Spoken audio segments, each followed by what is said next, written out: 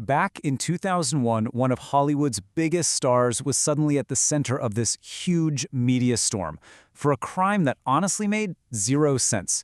The tabloid headlines went wild, but they only told a tiny piece of the story. So today, we're going to go deeper and uncover the real why behind the infamous Winona Ryder shoplifting case.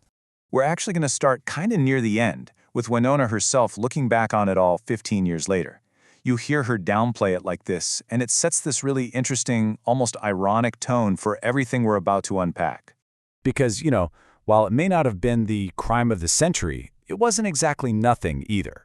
This number right here, $5,560, that was the total value of the stuff she was convicted of stealing. For a star making millions on a single movie, that number is just baffling. But here's where it gets really weird. It wasn't just the dollar amount. It was the stuff itself. I mean, look at this list. A $760 Marc Jacobs top, a designer handbag, and then a pair of $16 Calvin Klein socks. This bizarre mix of 19 items is the real mystery. If it wasn't about the money, what on earth was it about? Okay, so to figure that out, here's how we're going to break this all down. First, we'll look at the incident itself. Then we'll get into the psychological theories that popped up. We'll walk through the trial, uncover a pretty shocking secret, and finally come full circle to hear from Winona herself. So let's go back. Picture it, December 12, 2001, Saks Fifth Avenue in Beverly Hills. What happened inside this store would completely derail a career and become a piece of Hollywood legend. So, according to the security team, this wasn't just a random grab and go. It was methodical. She gathered a bunch of items, went into a changing room with scissors, and was actually seen on camera snipping off the security tags. Then she paid for a couple of things, but tried to walk out with 19 other items hidden in her bags. That's when she was stopped. And this is where the story takes its first really strange turn. When she was detained, her explanation wasn't what you'd expect. No panic, no denial. Instead, she apparently claimed it was all method acting, just research for a role. And that claim, it would become the centerpiece of her entire legal defense. So you can imagine the public was just completely confused. A rich, famous actress stealing socks? It just didn't add up. So almost immediately, the media and the public all latched onto one possible explanation: kleptomania. So what even is kleptomania? Well, according to the official diagnostic manual, it's an impulse control disorder. And the key thing here, the most crucial point, is that the theft isn't about wanting or needing the item. It's about an irresistible urge to just do the act of stealing itself. And you can totally see why this theory caught on. I mean, on paper, Winona's case fit the textbook profile almost perfectly. Most people with the disorder can easily afford what they steal. The majority are female. And the act is driven purely by impulse, not by need or profit. It seemed like a perfect fit. Okay, so all of this eventually lands them in a courtroom.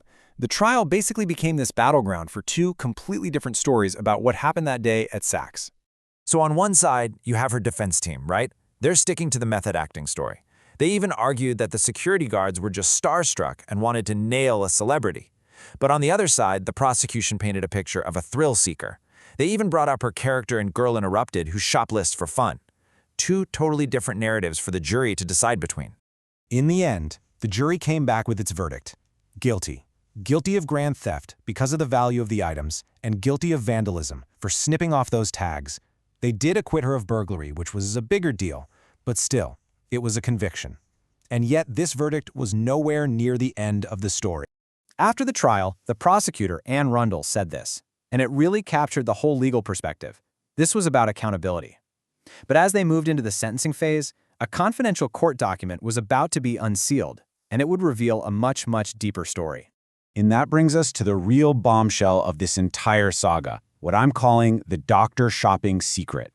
Something that came out in a standard probation report, and it changed everything. Okay, get ready for this, because it comes in three parts. The report revealed that in the 3 years before her arrest, Winona Ryder had filled 37 prescriptions for painkillers. Those 37 prescriptions, they came from 20 different doctors. That is a classic pattern of what's known as doctor shopping. And she got them using at least 6 different aliases, including the name Emily Thompson. All of a sudden, this was no longer a simple shoplifting case. And here it is, the knockout punch from the official report. It stated in black and white that it appeared Winona Ryder was addicted to pain medication. Suddenly, that bizarre, impulsive act in the department store was seen in a totally new light. Maybe it wasn't about method acting or kleptomania. Maybe it was a symptom of a much bigger crisis. And her sentence really reflected this new understanding. Yeah, she got probation and community service and fines, but the judge also ordered her to get mandatory drug and psychological counseling. The court wasn't just punishing a theft anymore. It was intervening in what was clearly a case of addiction.